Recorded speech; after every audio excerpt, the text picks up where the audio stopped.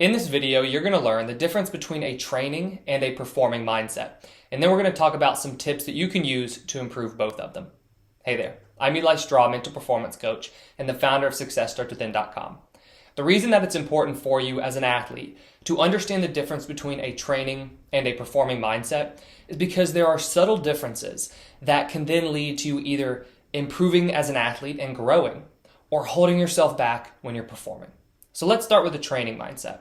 A training mindset is all about growth. When you have a training mindset, your mind is focused on how can you improve. And so during practices and during training, you're going to be focused more on mechanical aspects of your game. You're going to be focused more on trying out different things mentally.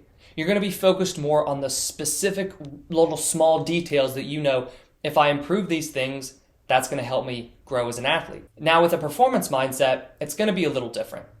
With a training mindset, you are still wanting to perform your best, but your focus is more on growth. It's how can I improve today to get better? A performing mindset is all about performing. It's about being the best that you can be that day. Because when you're performing, that really is the culmination of all the previous practices that you've had. They are all just kind of culminating and leading to this one performance. So the mindset that you have on game day or during a performance, it needs to be one that allows you to perform your best. So that right there is just a very subtle difference. A training mindset is about growth. A performing mindset is about allowing yourself to perform your best. That's not saying that during training you're not trying to perform your best. It's just all about what you're focusing on, right? With training, you're focusing on the small details you can improve. With a performance, you're focusing on doing the best that you can do that day. Now, here are some keys that you can use to improve both mindsets. Let's start with the training mindset. One of the first things that you can do with a training mindset to really make this more impactful is to set objectives for yourself. If your goal during training is to improve, well, you have to ask yourself, what am I improving today? You want to make sure that you are training with intent. Every single day you're going to the field or you're going to the court or you're going to the weight room, right? Or you're going to the indoor facility, wherever you're training, you are going there with a specific purpose, a specific thing that you're wanting to work on.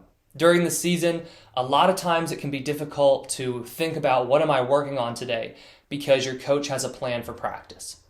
But we're talking about objectives. So an example is you're a baseball player. Your coach already has a practice plan for that day.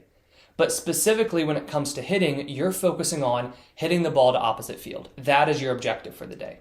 So whenever you get the opportunity to hit, that's what you're focused on. If you're a basketball player, maybe you decide that my objective today is I want to focus on being more aggressive during defense. You've decided that during games, you're not as aggressive mentally as you want to be, so during practice, you need to practice that a little bit. Therefore, no matter what drill you do, no matter what you do in practice, when you get the opportunity to play some defense, you focus on being more aggressive. Setting objectives gives you a clear intent as to what you're working on that day. Tip number 2 is you want to be welcoming of mistakes. During practices, if your aim is to grow, you need mistakes. Why do you need mistakes? Because they're going to show you areas that you still need to improve upon. During practices, one of the worst things that can happen for you as an athlete is to begin fearing mistakes. Because what's going to happen is that you're not going to then try as hard as you can. You're not going to then risk as much as you can to try to improve because you're almost treating practices like they're a performance. I'm not saying you should fear mistakes during a performance, but it's during a performance that mistakes matter a little bit more. During practices, you have to be welcoming of mistakes. What happens when you're welcoming of mistakes during practice is that you allow yourself to just train and perform. Then you're going to be building your confidence. And that confidence and that focus on saying, okay, mistakes are fine, they happen, I'm just going to let them go and move on, that then carries with you into games. So you're going to be better during games at being able to focus on being confident and letting go of mistakes.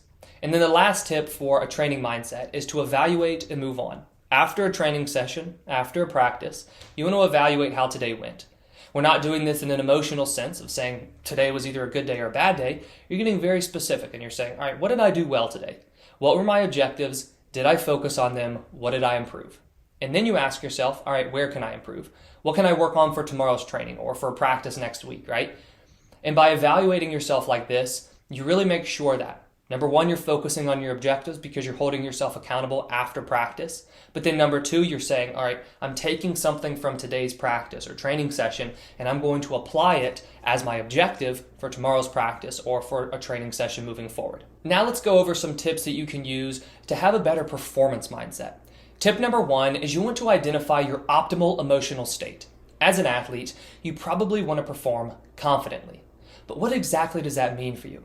I've had athletes who I've worked with in one-on-one coaching where their feeling of confidence, it really comes from feeling like I've got something to prove. And when they feel like they've got something to prove, that really gets them into that optimal state for them to perform their best.